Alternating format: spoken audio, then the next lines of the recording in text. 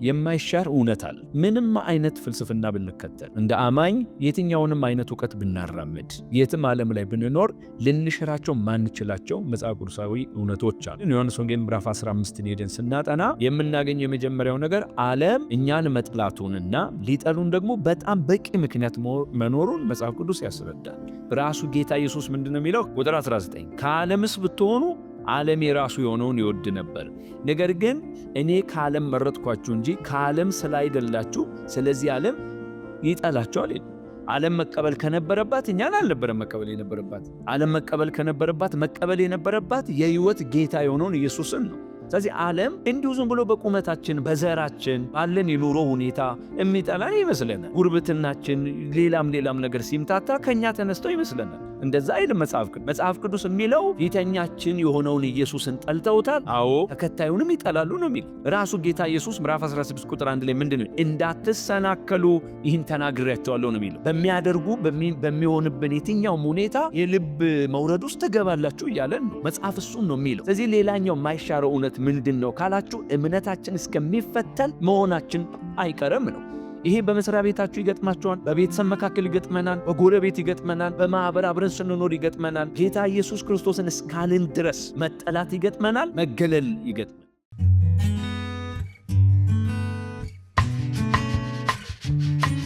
ሰላም ቅዱሳን፣ የእግዚአብሔር ሰላም ከሁላችሁ ጋር ይሁን። እኔ ወንድማችሁ መጋቤ ኤፍሬም ነኝ። ዛሬም የጌታን ቃል አብረን እንከፋፈላለን። እግዚአብሔር ደግሞ ባዘጋጀልን በዚህ ፕላትፎርም የጌታን የዘላለም ሐሳብ አብረን እናያለን፣ እንታነጻለን። ጌታ ኢየሱስ ለዘላለም ብሩክ ይሁን። የማካፍላችሁ ቃል የሚገኘው ዮሐንስ ወንጌል ምዕራፍ 16 ከቁጥር 1 እስከ 13 ነው። እንደዚሁም ደግሞ በተጨማሪ ወደ ኋላ አንድ ምዕራፍ ሄደን ዮሐንስ ወንጌል ምዕራፍ 15 ከቁጥር 18 እስከ 26 ካለው ክፍል ነው። የምናገርበት ርዕስ ከበቂ ዝግጅት ጋር ለመንፈስ ቅዱስ ስፍራ ስለመስጠት ነው ማወራችሁ። የአምላካችን እግዚአብሔር ቃል ለሁላችን የተገለጠ እንዲሆን አንቸር ጸሎት እንጸልያለን። ጌታ ሆይ እናመሰግናለን፣ ለስመ ክብር ይሁን። ይህንን ደግሞ በጎ ዕድል የፈጠርክልን አንተነ እናመሰግናለን። ይህ መልእክት እንዲደርሳቸው የምትፈልጋቸው ቅዱሳን ጋር ሲደርስ እንዲያንጻቸው፣ እንዲበረቱበት፣ አቤቱ ሚዛኑን የጠበቀ ሕይወት እንዲኖሩበት አንተ ምክንያት እንድታደርገው ለምንሃለው። እኔንም ባሪያህን በጸጋ ደግፍ፣ ጊዜውን አንተ ባርክልን። ቃልህን በተለያየ መንገድ የሚለቅመውን ክፉ በስምህ እንድታስር ጸልያለሁ። ስለ ሁሉ ክብር ላንተ ይሁን፣ በጌታ በኢየሱስ ስም አሜን። እንግዲህ ማነስ ሐሳብ ከበቂ ዝግጅት ጋር ለመንፈስ ቅዱስ ስፍራ ስለመስጠት ነው። በእነዚህ ክፍሎች ላይ እኔ እንደዚህ አይነት ሐሳብ አይቻለሁ። ላንብብላችሁና ከዛ የጌታን ቃል አብረን እንካፈላለን። ዮሐንስ ወንጌል ምዕራፍ 16 ላይ እንዳትሰናከሉ ይህን ተናግሬያቸዋለሁ፣ ከምኵራባቸው ያወጧቸዋል፣ ከዚህ በላይ ደግሞ የሚገድላችሁ ሁሉ እግዚአብሔርን እንደሚያገለግል የሚመስልበት ጊዜ ይመጣል። ይህንም የሚያደርጉባቸው አብንና እኔን ስላላወቁ ነው። ነገር ግን ጊዜው ሲደርስ እኔ እንደነገርኳችሁ ታስቡ ዘንድ ይህን ተናግሬያቸዋለሁ። ከእናንተም ጋር ስለነበርኩ በመጀመሪያ ይህን አልነገርኳችሁም። አሁን ግን ወደ ላከኝ እሄዳለሁ፣ እናንተም ወዴት ትሄዳለህ ብሎ የሚጠይቀኝ የለም። ነገር ግን ይህን ስለተናገርኳችሁ ሐዘን በልባችሁ ሞልቷል። እኔ ግን እውነት እነግራችኋለሁ፣ እኔ እንዲሄድ ይሻላችኋል። እኔ ባልሄድ አጽናኙ ወደ እናንተ አይመጣምና፣ እኔ ብሄድ ግን እርሱን እልክላችኋለሁ። እርሱ መጥቶ ስለ ኃጢአት፣ ስለ ጽድቅ፣ ስለ ፍርድ ዓለምን ይወቅሳል። ስለ ኃጢአት በእኔ ስለማያምኑ ነው። ስለ ጽድቅም ወደ አብ ስለሚሄድ ከዚህም በኋላ ስለማታዩኝ ነው። ስለ ፍርድም የዚህ ዓለም ገዥ ስለተፈረደበት ነው። የምነግራችሁ ገና ብዙ አለኝ፣ ነገር ግን አሁን ልትሸከሙት አትችሉም። ግን እርሱ የእውነት መንፈስ በመጣ ጊዜ ወደ እውነት ሁሉ ይመራቸዋል። የሚሰማውን ሁሉ ይናገራል እንጂ ከራሱ አይናገርምና የሚመጣውን ይነግራቸዋል ይላል። ዮሐንስ በወንጌሉ ላይ የሚያነሳልን ሐሳብ የሐዋርያት ሥራን ደግሞ በስነስርዓት ስናጠና ጌታ አስቀድሞ የተናገራቸው ነገር በሕይወታቸው ላይ እንደመጣ እንደገጠማቸው እንረዳለን። የምንናገርበት ሐሳብ ከበቂ ዝግጅት ጋር ለመንፈስ ቅዱስ ስፍራ መስጠት የሚል ነው። እነዚህ ሁለት ነገሮች እርስ በርሳቸው የሚታረሱ አይደሉም። ምናልባት እኛ ስናደርጋቸው አንዳንዶቻችን በቂ ዝግጅት ላይ ትኩረት እናደርጋለን፣ ሌሎቻችን ደግሞ ለመንፈስ ቅዱስ ስፍራ መስጠት ላይ ትኩረት እናደርጋለን። ግን ጌታ ኢየሱስ ሁለቱንም ባላንሱን በጠበቀ መልኩ ይዘው እንዲሄዱ ለደቀ መዛሙርቱ በሕይወት እያለ አብሯቸው እያለ ሲመክራቸው እናያለን። ለምንድነው ከበቂ ዝግጅት ጋር ለመንፈስ ቅዱስ የተለየ ስፍራ መስጠት ያልከው ካላችሁኝ፣ ወደ ኋላ አንድ ምዕራፍ እንሄድና ጥቂት ሐሳቦችን ከእናንተ ጋር በመጀመሪያው በዚህ ክፍለ ጊዜ ላነሳላችሁ ወዳለው፣ ቀጣዩን ደግሞ በሚቀጥለው ክፍለ ጊዜ እናነሳለን። የመጀመሪያው ምንድነው የምናነሳው? የማይሻር እውነት አለ። ምንም አይነት ፍልስፍና ብንከተል፣ እንደ አማኝ የትኛውንም አይነት እውቀት ብናራምድ፣ የትም ዓለም ላይ ብንኖር ልንሽራቸው ማንችላቸው መጽሐፍ ቅዱሳዊ እውነቶች አሉ። እነዛ ነገሮች ምንድናቸው ካልን ዮሐንስ ወንጌል ምዕራፍ 15 ሄደን ስናጠና የምናገኘው የመጀመሪያው ነገር ዓለም እኛን መጥላቱንና ሊጠሉን ደግሞ በጣም በቂ ምክንያት መኖሩን መጽሐፍ ቅዱስ ያስረዳል። ዓለም እንዳይጠላን ማድረግ አይቻልም። ትክክለኛ የጌታን ቃል ይዘን የምንሄድ ከሆነ፣ የክርስቶስ ኢየሱስን ወንጌል ማዕከል ያደረገ ሕይወት የምናራምድ ከሆነ፣ ስለ ጽድቅና ስለ እውነት የምንጨነቅና የምናስብ ከሆነ ዓለም እኛን እንዳይጠላ ማድረግ አይቻልም። ጌታ ኢየሱስ ለእነዚህ ደቀ መዛሙርት የሚነግራቸው ምንድን ነው ማይሻር እውነት ካላቸው፣ የመጀመሪያው ዓለም ይጠላናል ብቻ ሳይሆን ለመጥላት ደግሞ በቂ ምክንያት አለ የሚል ነው። ላሳያችሁ። ቁጥር 18 ምንድን ነው የሚለው? ዮሐንስ ወንጌል ምዕራፍ 15 ዓለም ቢጠላችሁ ከእናንተ በፊት እኔን እንደጠላኝ እወቁ ይላል። ምንድን ነው የሚለን ጌታ ኢየሱስ? ከእናንተ በፊት እኔን ጠልቶኛል፣ ይህንን ማወቅ አለባችሁ ነው የሚለው ማለት ነው። ስለዚህ ምንድን ነው የሚለን? ዓለም ቢጠላችሁ ይላል። ስለዚህ ዓለም ይጠላናል ማለት ነው። እኔ ግን ከዚህ ውስጥ ሁለት ነገር ባሳያችሁ ደስ ይለኛል። የመጀመሪያው ራሱ ጌታ ኢየሱስ ምንድን ነው የሚለው? ከዓለም ስላልሆንን ነው የሚለው። ቁጥር 19 ከዓለምስ ብትሆኑ ዓለም የራሱ የሆነውን ይወድ ነበር፣ ነገር ግን እኔ ከዓለም መረጥኳችሁ እንጂ ከዓለም ስላይደላችሁ ስለዚህ ዓለም ይጠላችኋል። ምንድን ነው የሚለን ጌታ ኢየሱስ? ከዓለም አይደላችሁም። ለምን? ዓለም የራሷ የሆነውን ትወዳለች፣ የራሷ የሆነውን ልትጠላ አትችልም ነው የሚለን። እኛ ደግሞ ከዓለም አይደላችሁም ይለናል። ራሱ ጌታ ኢየሱስ እኔ ከዓለም መረጥኳችሁ እንጂ ነው የሚለው። ከዓለም አይደላችሁም ይላል። ልክ ነው፣ ከዓለምን የተመረጠው ግን ደግሞ ከዓለም አይደለም። ይሄ ብቻ ለመጥላት አንዱ ምክንያት ነው ይለናል። ይሄን ደግሞ ብቻ አይደለም የሚለን። ቁጥር 20 ላይ ምንድን ነው የሚለው? ባሪያ ከጌታው አይበልጥም ብዬ የነገርኳችሁን ቃል አስቡ። እኔ አሳደውኝ እንደሆኑ እናንተ ደግሞ ያሳድዷቸዋል። ቃሌን ጠብቀው እንደሆኑ ቃላችሁን ደግሞ ይጠብቃሉ። ዳሩ ግን የላከኝን አያውቁምና ይህን ሁሉ ስለ ስሜ ያደርጉባቸዋል። እኔ መጥቼ ባልነገርኳቸው ኃጢአት ባልሆነባቸው ነበር። አሁን ግን ለኃጢአታቸው ምክንያት የላቸውም ይላል። ምንድን ነው የሚለን ጌታ ኢየሱስ ክርስቶስ? የመጀመሪያው ምክንያት ካላችሁ ከዓለም ስላልሆንን ነው። ሁለተኛውስ? ባሪያ ከጌታው አይበልጥም ይላል። ምን ማለት ነው? እኔን ጠልተውኛል፣ በቃ እናንተን ይጠሏቸዋል። እኔን አልተቀበሉም፣ እናንተንም አይቀበሉ። ለእኔ ቦታ የላቸውም፣ ለእናንተም ቦታ የላቸውም ነው የሚለው። በጣም ልብን የሚነካው እዚህ ክፍል ላይ እኔ መጥቼ ባልነገርኳቸው ኃጢአት ባልሆነባቸው ይላል። ያ ማለት ምን ማለት ነው? ዓለም መቀበል ከነበረባት እኛን አልነበረም መቀበል የነበረባት። ዓለም መቀበል ከነበረባት መቀበል የነበረባት የሕይወት ጌታ የሆነውን ኢየሱስን ነው። እሱ መጥቶ በመናገሩ ነው ኃጢአት የሚሆንባቸው። ማናችን ሺህ ጊዜ ብንጸድቅ ብንቀደስ፣ በጣም አካሄዳችንን ብናሳምር፣ አነጋገራችን በጣም ብልሃት የተሞላው ቢሆን፣ ሕይወታችን በጤናማነት የተሞላ ቢሆን ኢየሱስን ልናክል አንችልም። የምድር ጌታ በምድር ቆይቷል። የሚገባውን የእግዚአብሔርን ቃል ተናግሯል። በሕይወት አሳይቷቸዋል። ይሄንን አይተናል፣ ከሱ ሰምተናል። ስለዚህ ልንቀበሉ ይገባናል አሉ የሚል ቃል የለም። ከመንገዳቸው አውጥተውታል።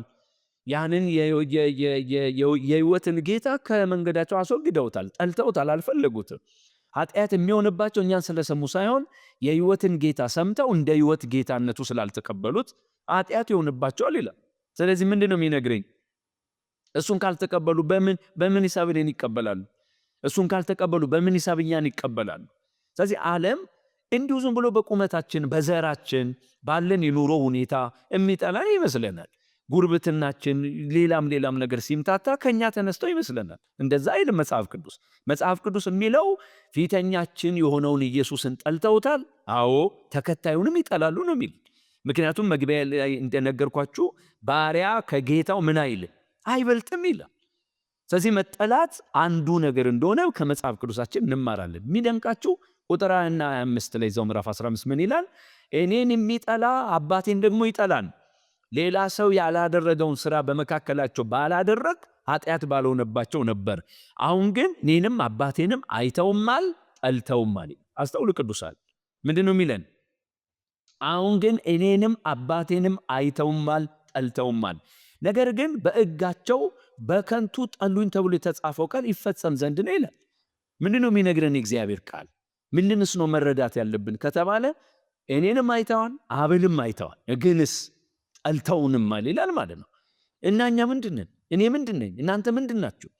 በዓለም ስንኖር ለምንድን ነው የሚጠሉን ከተባለ የመጀመሪያው በዓለም አለመሆናችን ነው። ቀጥለውስ ፊተኛችንን ጠልተውታል። የሕይወትን ጌታ ጠልተውታል። የሰላምን ጌታ ጠልተውታል። የሰው ልጆችን ለማዳን ከሰማይ ክብሩን ለቆ የመጣውን እውነተኛ ፍቅር ያሳየውን ትህትና ያሳየውን ኢየሱስን ጠልተውታል ይላል። ስለዚህ ስሙኛ አንድ ነገር ወዳችኋለሁ። አንድ የማይሻር እውነት የትም ዓለም ላይ ዓለም እኛን ልትጠላ ግድ ነው፣ ልትወደን አትችልም። ለዚህ ደግሞ ምክንያት ያቀረብነው ምንድን ነው ከተባለ ከዓለም አለመሆናችንንና ራሱ ጌታ ኢየሱስን መጥላታቸው ነው። ሌላኛው ሁለተኛው የማይሻረው እውነት ምንድን ነው ካላችሁ የእምነታችን መፈተን ነው። የእምነታችን መፈተን ነው። ይህ ምን ማለት ነው? እስከምንሰናከል ድረስ መድረሳችን። ሁለተኛው ይሄ ምን ማለት ፈልጌ ነው? ለምሳሌ መጠላት ብቻ ቢሆን፣ መገፋት ብቻ ቢሆን፣ እኛን አለመቀበል ብቻ ቢሆን እዛ ጋር ቢያበቃ ጥሩ ነበር። አንዳንዴ እዛ ጋር አያበቃ። መጠላታችን፣ ለእኛ ቦታ አለመስጠታቸው፣ ከማህበር መገለላችን፣ ከአካባቢ መገለላችን፣ ስለ ጌታ ወንጌል ስለ ብርሃን ስለሞላው ስለ ጌታ ወንጌል ዋጋ ለመክፈል መጋበዛችን ብቻ ቢሆን ጥሩ ነበር። እንደዛ ግን አይደለም። ራሱ ጌታ ኢየሱስ ምዕራፍ 16 ቁጥር 1 ላይ ምንድነው? እንዳትሰናከሉ ይህን ተናግሬያቸዋለሁ ነው የሚለው። ምን ማለት ነው? ትሰናከላላችሁ እያለ ነው። ትፈተናላችሁ እያለ ነው። ትፍገመገማላችሁ እያለ ነው።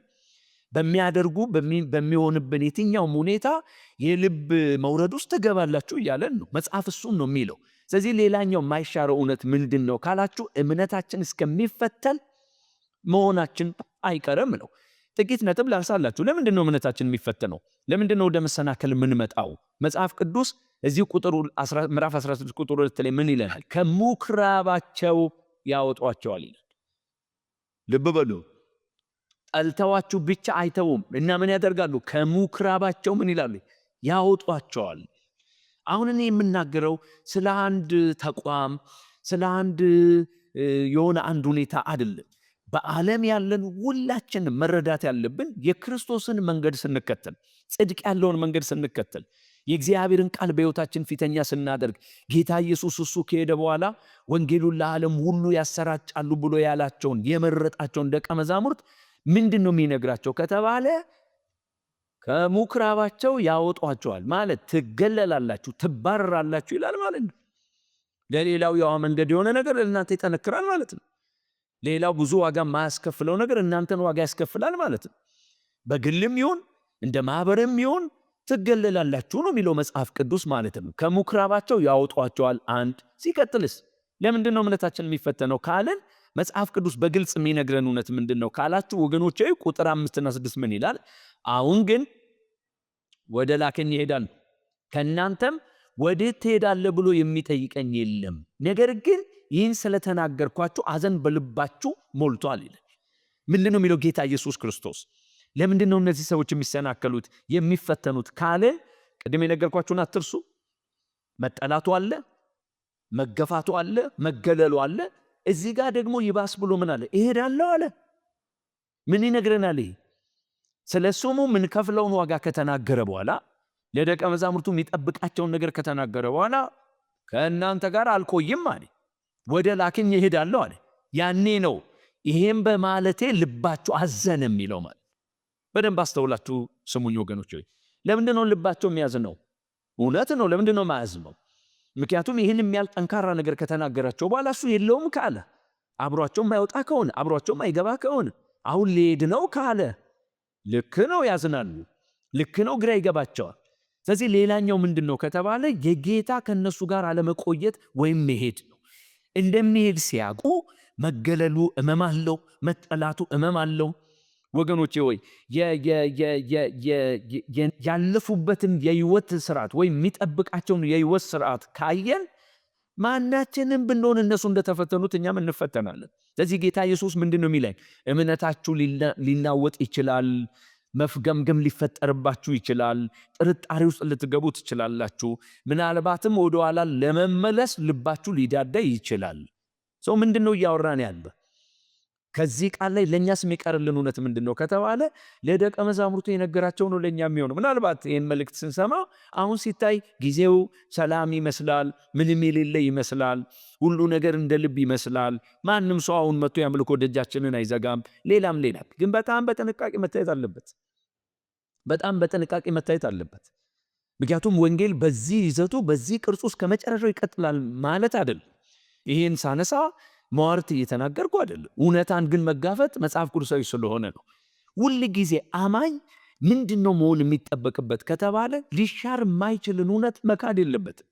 ይሄ በመስሪያ ቤታችሁ ይገጥማችኋል፣ በቤተሰብ መካከል ይገጥመናል፣ በጎረቤት ይገጥመናል፣ በማህበር አብረን ስንኖር ይገጥመናል። ጌታ ኢየሱስ ክርስቶስን እስካልን ድረስ መጠላት ይገጥመናል፣ መገለል ይገጥመናል። ወገኖች የሚደንቃችሁ ክፍሉን በጣም በጥንቃቄ እያነበባችሁ ስትመጡ እነዚህ ሰዎች ለምንድነው ደቀ መዛሙርትን የሚያባረሩት ካልን የሚነግረን ነገር ኢየሱስን ስላልተቀበሉትና ስለጠሉት ብቻ ሳይሆን እነሱን መግደል እግዚአብሔርን እንደማገልገል የሚቆጠርበትም ዘመን እንደሚመጣ ይናገራል። ምን ማለት ነው? ሰዎች በክፋት ብቻ ስለተነሱ አመፀኛ ስለሆኑ ብቻ ሳይሆን ለምንድነው ይህን የሚያደርጉት? ለምንድነው እነዚህን ደቀ መዛሙርት የሚያሳድዱት? ለምንድነው ሊገሏቸው የሚፈልጉት? ለምንድነው ከማህበር የሚያወጡት ካልን ኢየሱስ ምንድነው የሚለን? እግዚአብሔርን የሚያገለግሉ ስለሚመስላቸው ነው ይላል።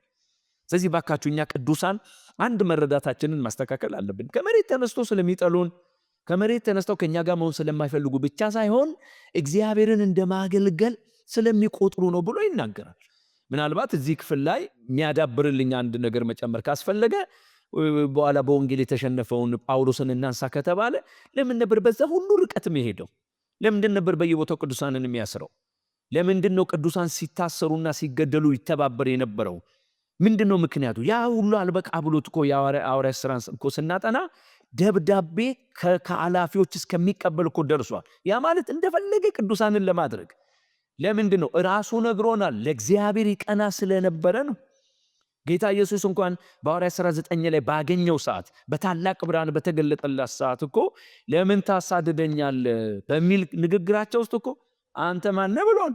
ለምን? እሱ የሚመስለው እግዚአብሔርን እያገለገለ እንዳለ ነው የሚያውቀው። ምን እያልኳችሁ ነው? መጠላትን፣ መገፋትን፣ ከማህበር መገለልንና ምናልባትም አንዳንድ ጊዜ እስከ መገደል መድረስን መጽሐፍ ቅዱስ የሚያስተምረው ሆን ተብሎ በክፋት ብቻ ይደረጋል አይደለም የሚለው። በምን የተነሳን? እግዚአብሔርን እንደማገልገል የሚቆጥሩበት ጊዜ ስለሚመጣ ነው ይላል። ስለዚህ ኢየሱስ ምንድን ነው የሚያስተምረን? በእንደዚህ አይነት ሁኔታ ውስጥ ላሉ ደቀ መዛሙርት የመጀመሪያ ምክሩን አንስቼ እጨርሳለሁ። ምንድን ነው የመጀመሪያ ምክሩ? ቁጥር 4 ላይ እንደዚህ ይላል፣ ዮሐንስ ወንጌል ምዕራፍ 16 ነገር ግን ጊዜው ሲደርስ እኔ እንደነገርኳችሁ ታስቡ ዘንድ ይህን ተናግሬያቸዋለሁ። ከእናንተም ጋር ስለነበርኩ በመጀመሪያ ይህን አልነገርኳችሁም ይላል። ምንድን ነው የሚለው? ከመነሻ ይህን ያልነገርኳችሁ እኔ ከእናንተ ጋር ስለነበርኩ ነው ይላል። እና ታዲያ ምን እያልከን ነው ካለን፣ ነገር ግን የሚል ቃል አለ ቁጥር 4 ላይ። ነገር ግን ምን? ጊዜው ሲደርስ ይላል። አሁን ንግግር ብቻ ነው፣ አሁን ትምህርት ብቻ ነው፣ አሁን እያሳሰባቸው ነው። ይሄ ግን በተግባር የሚገለጥበት ጊዜ ይመጣል። ያኔ የነገርኳችሁ አስቡ ይላል ማለት ነው። ምን ማለት ነው? አሁን ምንም የለም፣ አሁን ሰላም፣ አሁን ኢየሱስ አለ፣ አሁን አብሯቸው ይወጣል ይገባል። አሁን ምንም ነገር በጣም የተደላደለ ነው።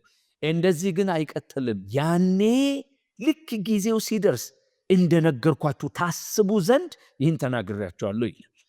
መልእክቴን ሰብሰብ ሳደርግ በዚህ የመጀመሪያው ክፍለ ጊዜ ቅዱሳን ወገኖች ወይ ራሴንም መጋቢውን ጨምሮ ዝግጅት በጣም ወሳኝ ነው። መዘጋጀት በጣም አለብን። በዘመን ውስጥ ምን እንደሚመጣ አናውቅ። መዘጋጀት ግን መጽሐፍ ቅዱሳዊ ነው። ቆም ብሎ ግራና ቀኝ ማየት ግን መጽሐፍ ቅዱሳዊ ነው። በዘመን ውስጥ የሚገለጡ ለጊዜው የሚቆዩ ነገሮች ሊያታልሉን በጣም አይገባም። እንደ መልእክት አቅራቢ ለእናንተ ዛሬም የመጀመሪያው ነጥቤ ምንድን ነው ከተባለ እባካችሁም ቢያንስ በጸሎት በእግዚአብሔር ቃል እውነት፣ በወንድሞች ህብረት እግዚአብሔርን በማምለክ በተገኘው ሁሉ አጋጣሚ ንጹሕና እውነተኛ የሆነውን ወንጌል በመናገር መዘጋጀት በጣም ይጠበቅብናል። ይህን መልእክቴን የምትሰሙ እንደ ግለሰብ እንድትዘጋጁ አበረታታቸዋለሁ። እንደ ቤተሰብ እንድትበረታቱ አሳስባቸዋለሁ። እንደ ቤተ ክርስቲያን በዚህ ዘመን ያለን አገልጋዮችን ጨምሮ በጣም መዘጋጀት ይጠበቅብናል። ነገ ምን እንደሚመጣ ቆም ብለን እናይ ካለን ግን ምልክቶች አሉ። የዚህ ዓለም ገሽ ይመቸኛል ብሎ የሚለውን ሁሉ ፍልስፍናው ወደ ምድር ይዞ እየመጣ እንደሆነ ታውቃላችሁ። ጦርነቱ የሚነግረን ነገር ቆም ብሎ ማሰብ ጥሩ ነው። ችኩልነቱ የሚነግረን ነገር ቆም ብሎ ማሰብ በጣም ጥሩ ነው። ራስ ወዳድነቱ የሚነግረንን ነገር ቆም ብሎ ማሰብ በጣም ጥሩ ነው። ሁሉ ነገር ከገንዘብ አንጻር የሚታሰብበት ዘመን ላይ ነው ያለነው። ይሄንን ቆም ብሎ ማሰብ በጣም ጥሩ ነው። የሚመጣውን ዘመን መጋፈጥ እንድንችል ጌታ ኢየሱስ ለደቀ መዛሙርቱ ተዘጋጁ፣ ጊዜው ሲደርስ ምን እንደነገርኳቸው አስቡ እንዳለ እንደዛው ምንም ነገር ካልመጣ ምንም ማለት አይደለም። በጣም በተለየ መልኩ ደግሞ እንዲመጣ ናፋቂም አድርጋቸው አታስቀምጡ። መጽሐፍ ቅዱሳዊ እውነት ግን አይሻር። እሱ ምንድነው? መጠላት፣ ከማህበር መገለል፣ አንዳንድ ጊዜም እስከ መገደል ድረስ መድረስ ነው። ይሄንን አይነት ሁኔታ የሰበከ ኢየሱስ ለደቀ መዛሙርት የሚነግራቸው ነገር እባካችሁን ተዘጋጁ። እግዚአብሔር በሁለንተና የምንዘጋጅበት ዘመን ያድርግልን። ስንፍናን ከሕይወታችን የምናርቅበት ዘመን ያድርግልን። ለቃሉና ለጸሎት ቦታ የምንሰጥበት ያድርግልን። ምንም አይነት ነገር ቢመጣ የሚሸከም ትከሻ እንዲኖረን ላበረታታችሁ በጣም ልጋብዛችሁ ወዳለሁ። እግዚአብሔር የምንዘጋጅበትን ጸጋና መንፈስ ለሁላችን ያብዛልን። የእግዚአብሔር ጸጋ ከሁላችን ጋር ይሁን። አጭር ጸሎት እናድርግና ጨርሳለሁ። አባት ሆይ ለስምህ ክብር ይሁን። እንለምንሃለን። ምንም ነገር በሌለበት ኢየሱስ ከነሱ ጋር በነበረ ጊዜ መጠላትን አንስቶ፣ መገፋትን አንስቶ፣ መገደልን አንስቶ ጊዜው ሲደርስ ይህን ታስቡ ዘንድ እንዳላቸው እለምንሃለሁ። አሁን ደግ ነው በምንልበት በዚህ ጊዜ፣ ሰላም እንደሆነ በምናስብበት በዚህ ጊዜ ሞኝነት እንዳያጠቃን ቆም ብለን እንድናስብ፣ በዘመን መካከል የሚገለጥ ምንም አይነት ነገር ቢኖር ሳንፍገመገም እንድንጸና አባቶ የምንዘጋጅበትን ጸጋ እንድታበዛልን፣ ዘመንን የምንመረምርበትን ጸጋ እንድታበዛልን በጌታ በኢየሱስ ስም ጸልያለሁ። ቤተ ክርስቲያን በቂ ዝግጅት እንዲኖራት፣ እንደ ግለሰብ ሁላችን አማኞች በቂ ዝግጅት እንዲኖረን፣ ኃላፊነት እንደተጣለበት ሰው አገልጋዮች በቂ ዝግጅት እንዲኖረን፣ እንደ ቤተሰብ አቤቱ አባት ሆይ በቂ ዝግጅት እንዲኖረን ሁላችንን እንድታነቃን በጌታ በኢየሱስ ስም እኔ በስም ጸልያለሁ። መጠላት ሲመጣ፣ መገፋት ሲመጣ አቤቱ ጌታ ሆይ በተቀበልነው ወንጌል ምክንያት እስከ መገደል መድረስ ሲመጣ ወደ ኋላ ከሚሸሹና ከሚፍገመገሙ ሳይሆን ከሚጸኑ መካከል እንድንሆን ከወዲሁ እንድንዘጋጅ እንድትረዳን በጌታ በኢየሱስ ስም ጸልያለሁ። ለታላቁ ስም ክብር ይሁን። ስለምትረዳንም እናመሰግናለን። ክብር ለአንተ ይሁን። እንወዳሃለን። በጌታ በኢየሱስ ስም አሜን። ቀሪውን በሚቀጥለው ክፍል እናነሳለን። የጌታ ጸጋ ከሁላችን ጋር ይሁን። ወዳችኋለሁ። ተባረኩ። ሻሎም